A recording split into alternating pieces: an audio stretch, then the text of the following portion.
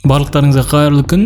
Бүгінгі видеода мұғалімдерге қажетті қызықты программалармен және инструменттермен бөлісеміз. Видеода қазіргі заман технологияларына сәйкес сабақты қызықты өткізуге болатын бағдарламалар легі ұсынылатын болады. Сондықтан соңына дейін көріп шығыңыз.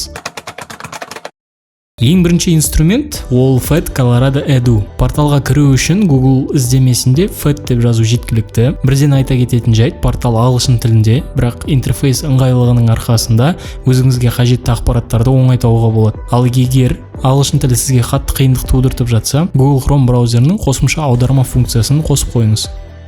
FET порталы жаратылыстану бағытындағы мұғалімдерге арналған платформа. Сондықтан физика, химия, математика, жаратылыстану, биология пәндерінен өзіңізге қажеттіні таңдап, сабақ барысында қолдана беруіңізге болады. Негізгі беттен пәнді таңдап ашсаңыз, әртүрлі тақырыптағы симуляторларды көресіз.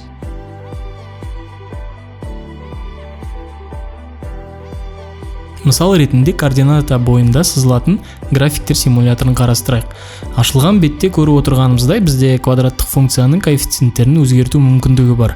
Өзгерткен жағдайда суреттегі параболаның өзгеруін анық көре аламыз және көрсете аламыз. Менің ойымша, бұндай симулятор көмегімен балаларға сабақ әлде қайда түсініктірек және қызығырақ болады. Келесі WordWall деген платформаны қарастырайық. Егер WordWall-ды қолдана алсаңыз, маған сеніңіз, бұл сіздің сабағыңыздың нағыз шырыны болады. Сонымен платформа бізге не ұсынады? Алдымен сайт жұмыс істеу үшін өзінің қолданушыларын тіркелуді міндеттейді. Ең ыңғайлы жолы Google аккаунтыңыз болса, сонымен кіре қойыңыз. Кері жағдайда тіркеліңіз. Платформа бар жоғы 5 мүмкіндік береді. Кейбір ойындар ақылы. Дұрыс түсініңіз. Платформа жекеменшік компанияға тиесілі. Олар өздерінің жұмысы үшін және әрмен қарай даму үшін кей тауарларын сатуға мәжбүр. Бірақ менің ойымша 5 мүмкіндік толығымен жеткілікті. Ойындар тізімінен барлығы түсінікті деп ойлаймын. Соның ішінен бір мысалды қарастырайық.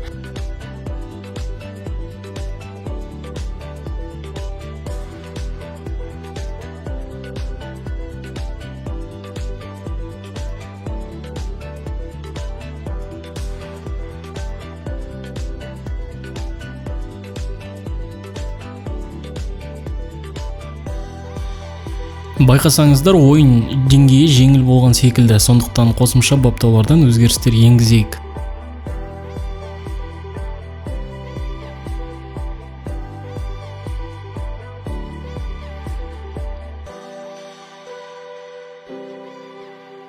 Контентіңіз толық дайын болғаннан кейін сіз өзіңіздің оқушылармен сілтеме арқылы бөлісе аласыз, немесе QR код көрсетсеңіз де болады. Оқушылар өздерінің ұялы телефонымен кіріп тапсырманы орындайды. Кейін сіз өзіңіздің жұмыс істеуіңізден барлығының жинаған ұпайларын, жұмсаған уақыттары бар дашбордты көре аласыз.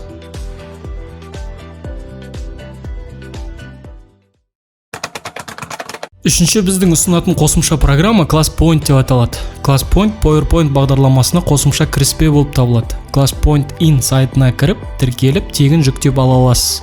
Бағдарламаны қондырғаннан кейін сіздің PowerPoint-та вкладкалар тізбегінде Inkoya жаңа вкладкасы пайда болады. Осы жерден сіз өзіңіздің презентацияны жаңа функциялармен толықтыра аласыз. Қандай десеңіз, бірінші маркер арқылы кез келген слайдқа өзгеріс енгізіп, идеяңызды одан әрі толықтырсаңыз болады. Бұл функция интерактивті тақталармен де жұмыс жасайды.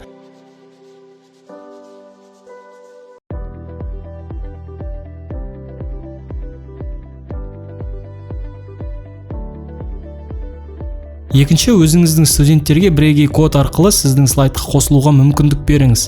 Қосылғаннан кейін олар сіздің слайд-шоуыңызды қай жерде болса да қадағалай алады.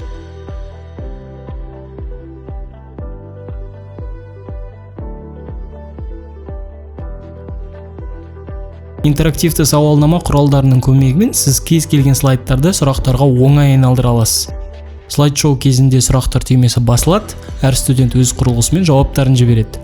Ал сіз олардың барлығын жітік бақылай аласыз. Видеоны соңына дейін көргендеріңізге рахмет. Сұрақтарыңыз болса комментарийге жазыңыздар. Негізінен сабақ өтуге арналған бағдарламалар өте көп.